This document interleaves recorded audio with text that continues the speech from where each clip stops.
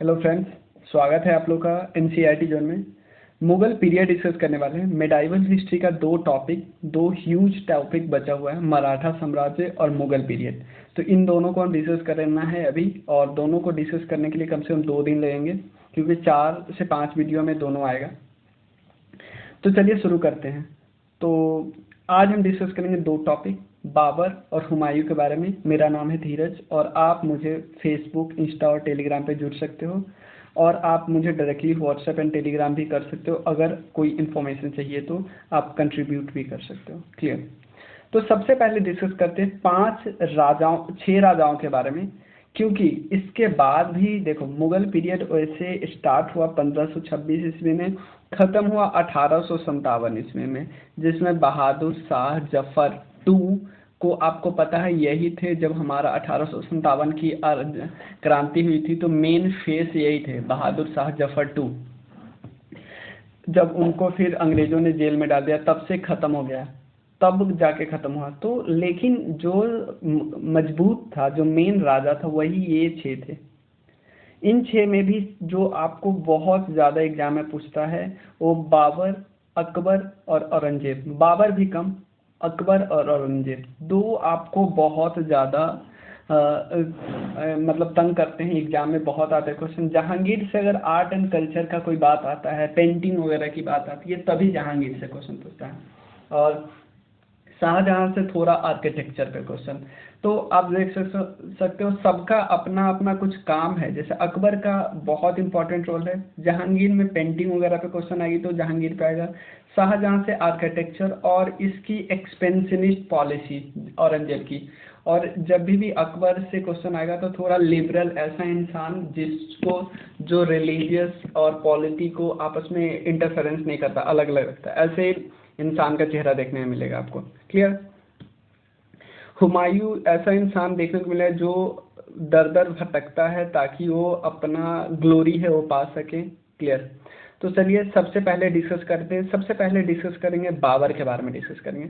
तो बाबर का राज्य उतना ज़्यादा बड़ा नहीं था। बाबर ने अपना राज्य 1526 ईस्वी में स्टार्ट किया और 1530 से 4 साल रहा था।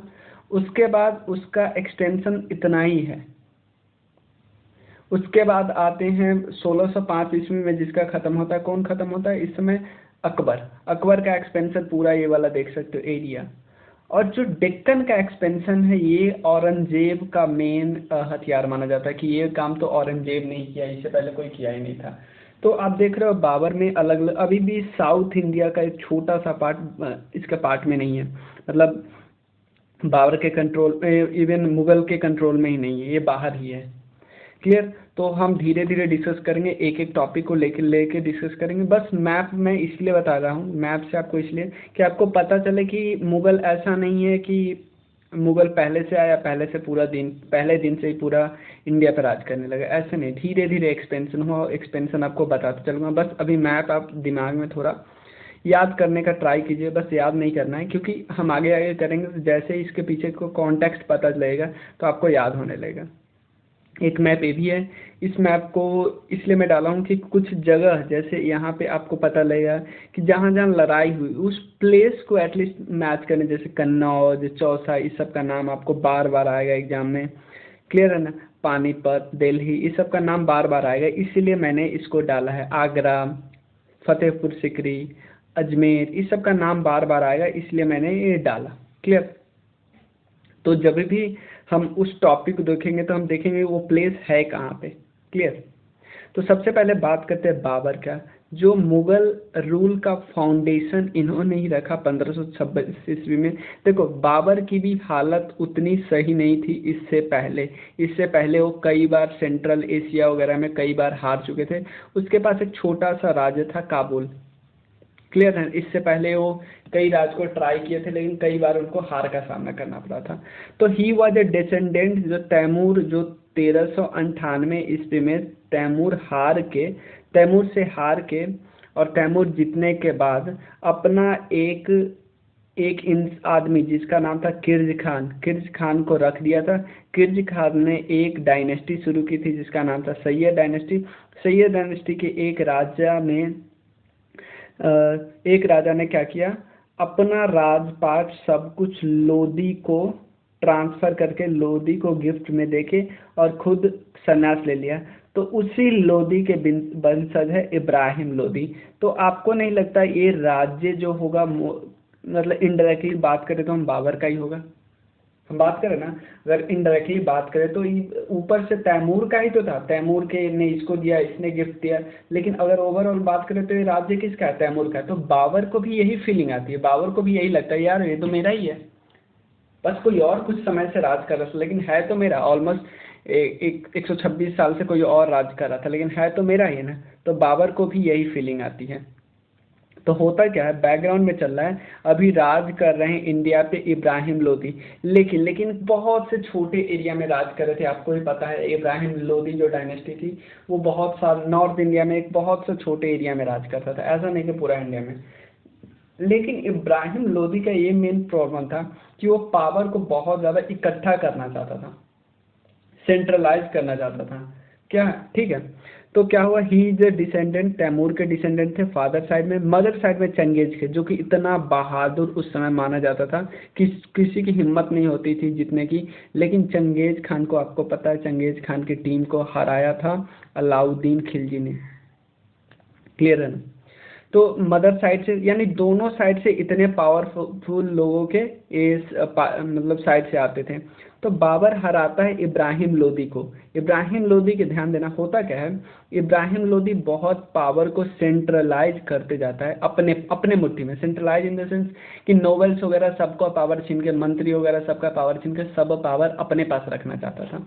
तो इब्राहिम लोदी के नोवेल्स लोग होते हैं, जो मंत्री लोग होते हैं, वो कॉल करते हैं बाबर को कि सर आइए, आप ही का राज था, आपके राज को इसको इसको गिफ्ट में मिला है, मतलब इसके फैमिली के को गिफ्ट में मिला था और ये इतना पावर सेंट्रलाइज कर रहा है और आप जल्दी आइए और हम लोग को बचाइए। तो इनके नॉवेल्स का कॉल जाता है इब्राहिम बाबर को। एक और इंसान का कॉल जाता है बाबर को, राणा सांगा को, क्योंकि राणा सांगा को, मेवाड़ वाले को डर था कि इब्राहिम लोदी हम पे भी न अटैक कर दे। तो राणा सांगा भी कॉल करता है। राणा सांगा को ऐसे लगता है कि बाबर आएगा, इब्राहिम लोदी को हराएगा, चला जाएगा। यहाँ पे किसी को मतलब किसी को भनक ही नहीं थी कि बाबर आएगा और यहाँ आके रह ही जाएगा। अभी तक इनको लगता था कि चंगेज खान, तैमूर ये सब क्या करते हैं, आते हैं, लूटते पाटते हैं, चले जाते हैं। रहने के बारे में तो लोग सोचते ही नहीं। इन लोगों को यही फीलिंग अभी भी थी। इवन चाहे बात करूँ कि इनके नॉवेल्स की या बात करूँ राणा सांगा की, इनको लगता था कि आएगा बाबर आएगा और लूट पाट के या हमें जिता के चला जाएगा, यही होगा ना। लेकिन इस बार बाबर अलग ही मूड में था। क्यों? क्योंकि बाबर की वहाँ भी स्थिति उतनी अच्छी नहीं थी। बाबर वहाँ भी बार बार लड़ाई हार रहा था। जैसे एक समरकंद राज्य था, उस पर बाबर की नज़र टिकी थी लेकिन वो जीत ही नहीं पा रहा था ना उसको। क्लियर है ना? आप थोड़ा बैकग्राउंड में देखिएगा तो विकीपीडिया पे पढ़ सकते हो, लेकिन ज़रूरत नहीं है अभी। तो बाबर ने इब्राहिम लोदी को हराता है कहाँ पे? बैटल ऑफ पानीपत में, पहला बैटल ऑफ पानीपत में। वैसे बैटल ऑफ पानीपत में 3 लड़ाई हुई है। कब हराया? 1526 ईस्वी में। उसके बाद मुगल डायनेस्टी एस्टाब्लिश की। और पानीपत, आपको पता है पानीपत है हरियाणा में, पानीपत ये प्लेस है, हरियाणा में प्लेस है पानीपत। पानीपत, सोनीपत ये सब आपको पता ही होगा। उसके बाद एक लड़ाई तो जीत जाता है। अब क्या हुआ, जो मुगल साम्राज्य के राजा कौन थे? बाबर। बाबर पहली लड़ाई जीत चुके हैं, यानी अब दिल्ली पे तो काबिज हो गए हैं। अब इनको क्या करना है? एक्सपेंशन करना है। उन्होंने राणा सांगा को हरा के मेवाड़ को भी, राणा सांगा ऑफ मेवाड़ को हरा के खानवा भी अपने मतलब खानवा में हराया। और खानवा में हराया किसको? मेवाड़ के राजा राणा सांगा को। और राणा सांगा इसको भी अपने कब्जे में ले लिया, यानी मेवाड़ भी इसका हो गया, चंदेरी भी इसका हो गया। चंदेरी में ही लड़ा किस? मेदिनी राज से। अब चंदेरी भी इसका हो गया। उसके बाद इब्राहिम लोदी के एक चाचा थे मोहम्मद लोदी, मोहम्मद लोदी को भी हराया, क्योंकि मोहम्मद लोदी अपने भतीजे का बदला लेने आए थे। लेकिन ये मोहम्मद लोदी को भी हराया। और कहाँ पे हराया? घाघरा में। तो अब तक 4 लड़ाई जीत चुके हैं बैक टू बैक 4 सालों में। कि ये लड़ाई कभी कभी एग्जाम में आ जाता है, मतलब अब ऐसे आसान क्वेश्चन नहीं आते हैं, लेकिन किसको पता है, आ भी सकता है ऐसे। ज़्यादा से ज़्यादा एक इसमें इसमें ज़्यादा से ज़्यादा क्वेश्चन पता है क्या आ सकता है कि आपको मैच ऑफ द फॉलोइंग आ सकता है बहुत, अगर क्योंकि थोड़ा टफ भी तो करना है ना। उसके बाद इनकी मृत्यु हो जाती है आगरा में, और इनको काबुल में इसका टॉम्ब है। टॉम्ब होता है किसी कोई अगर मरता है तो उसके अस्थि को ऊपर से एक बिल्डिंग टाइप का एक ऐसा बना दिया जाता है। उसके बाद उसने अडॉप्ट किया था तुगलुमा, और उसने एक और फ्लैंकी पार्टी सिस्टम भी अडॉप्ट किया था। उसने गन पाउडर का भी यूज किया था ताकि ये लड़ाई कर जीत सके। मतलब इनका देखो, इनके पास सेना कम था, मतलब कि अगर मान लो इनके पास 20,000 सेना है तो इब्राहिम लोदी के पास लाख सेना था। तो इन्होंने ये अगर नया सिस्टम यूज नहीं करेंगे तो कैसे जीत पाएंगे। तो इन्होंने पहली बार इन्होंने गन पाउडर का यूज किया, आर्टिलरी का यूज किया, तभी तो जीत पाए। तभी तो इब्राहिम लोदी जैसे भयानक जिनके पास सेना है इतने बड़ा उसके उनको हरा पाए। क्लियर। अब आता है इनके जो इनकी ऑटोबायोग्राफी है जिनका नाम है तुजुके बाबरी। इनका ऑटोबायोग्राफी है, उसका नाम है तुजुके बाबरी। इन्होंने खुद लिखा है किस में, टर्की में लिखा है। क्लियर है। उसके बाद तुजुके बाबरी को ट्रांसलेट किया है 2 लैंग्वेज में, एक पर्शियन में किसने किया, पर्शियन में किया अब्दुल रहीम खाने खाना। क्या नाम है, बाबरनामा। यानी इनका जो ऑटोबायोग्राफी था उसको 2 लैंग्वेज में ट्रांसलेट किया गया। तुजुके बाबरी इन्होंने खुद लिखा था किस लैंग्वेज में, टर्की में। उसके बाद उसको 2 लैंग्वेज में ट्रांसलेट किया गया। एक लैंग्वेज का नाम है पर्शियन जिसका नाम है बाबरनामा, उनके ऑटोबायोग्राफी का नाम है बाबरनामा, और लिखा है अब्दुल रहीम खाने खाना। और उसके बाद इंग्लिश में लिखा है, इंग्लिश में ट्रांसलेट किया एक्चुअली मैडम बेबरिज ने। क्लियर है ना। उसके अलावा इन्होंने 2 पोयम को भी कंपाइल किया है, एक है दीवान टर्की में, और उसके बाद मुबाय्यान को पर्शिया में। इन दोनों को कंपाइल किया है उन्होंने। रिसाले ऊसज यानी लेटर ऑफ बाबर भी, देखो इतने मतलब टैलेंटेड पर्सन थे कि पर्शियन भी पता था, टर्की भी जानते थे। उसके अलावा लेटर लिखते थे, कविताएं लिखते थे। कितना ज़्यादा मेहनत कोई बंदा करता होगा कि लड़ाई, उसको दिन में लड़ाई लड़नी है, रात में वो मतलब ये पोएट लिख रहा है, या टाइम निकाल के कविताएं लिख रहा है, टाइम निकाल के अपनी ऑटोबायोग्राफी लिख रहा है। तो मतलब चाहिए, क्षमता चाहिए। क्लियर है ना। तो ये सब याद कर दिया। याद हमें क्या क्या करना है। इनकी जो पोयम है, इनका एक का नाम है दीवान टर्की लैंग्वेज में, मुबाय्यान पर्शियन लैंग्वेज में, रिसाले उसज इसको बोलते हैं लेटर्स ऑफ बाबर का लेटर्स हमें बहुत मिला है। उसके बाद आते हैं हुमायूं की बात करते हैं। हुमायूं ज़्यादा दिन तक रहे नहीं थे, पहले तो 10 साल तक रहे थे। उसके बाद उनको लड़ाई का सामना करना पड़ा। He was the son of Babur and ascended the throne in 1530 में। उसने थ्रोन पे कब्जा किया क्योंकि बाबर की मृत्यु हो गई थी 1530 में।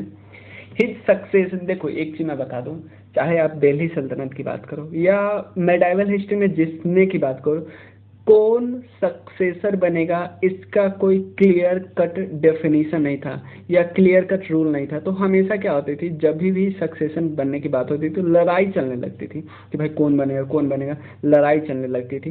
तो यहाँ भी वही हुआ। बाबर के 3 बेटे थे, कामरान, हिंदन, अक्सारी और एक हुमायूं। 4 बेटे थे। चारों बेटे में लड़ाई चलने लगी कि कौन राजा बनेगा। तो यहाँ पे लड़ाई चलती है। ही फॉट, लड़ाई चलने के बाद ये सब जीत जाता और हुमायूं बन जाता राजा। लेकिन हुमायूं को लगता है यार सब कुछ शांत हो गया, लेकिन ऐसा नहीं हुआ है। शेर शाह, ध्यान देना, शेर शाह इधर बैठा हुआ है बिहार एरिया में। क्लियर है ना। शेर शाह एक्चुअली अफगान रूलर थे। और एक और चीज आपको बता दो, अफगान रूलर थे और लोधी भी तो अफगान रूलर था। तो इनके मन में मुगल के लिए थोड़ी ऐसी भावना नहीं होगी कि मुगल तो हमारा दुश्मन ही है, मुगल को भगा देते हैं। क्योंकि मुगल ने अभी इनके राज्य में आके इनके अफगानियों पे अटैक करके, लोधी पे अटैक करके अपना राज्य स्थापित किया है। तो इनको थोड़ी ऐसी भावना नहीं होगी कि यार मुगल को हटाते हैं, क्योंकि ये बाहरी है, आउटसाइडर है, दुश्मन है। तो अफगानी जो थे यानी जो शेर शाह वाले थे, इसने हुमायूं को हटाने की बहुत सारे तरकीब रचा है। इस वजह से देखो एक्चुअली जो शेर शाह था ऐसा नहीं डायरेक्ट बोलता था कि आ जाओ लड़ाई करो, नहीं। शेर शाह अपने इधर जैसे अपने बिहार वाले इलाके में तो बंगाल की तरह एक्सपेंशन करने लगता था। तो यार इधर हुमायूं को लगता था यार पूरा देश ही हमारा है, तो ये कैसे एक्सपेंशन करता है, इसको पहले भगाओ। तो इसको भगाने के चक्कर में शेर शाह से 2 लड़ाइयाँ लड़ ली। कौन लड़ाई लड़ ली? हुमायूं। और हुमायूं एक्चुअली लड़ाई करने जाता था शेर शाह के एरिया में। ध्यान देना, हुमायूं लड़ाई करने जा रहा है 2 एरिया में। किस किस लड़ाई एरिया में जा रहा है? एक तो चौसा में, ऑब्वियसली यहाँ इसका घर है। एक है कन्नौज में। 2 लड़ाई लड़ता है और दोनों लड़ाई हार जाता है हुमायूं।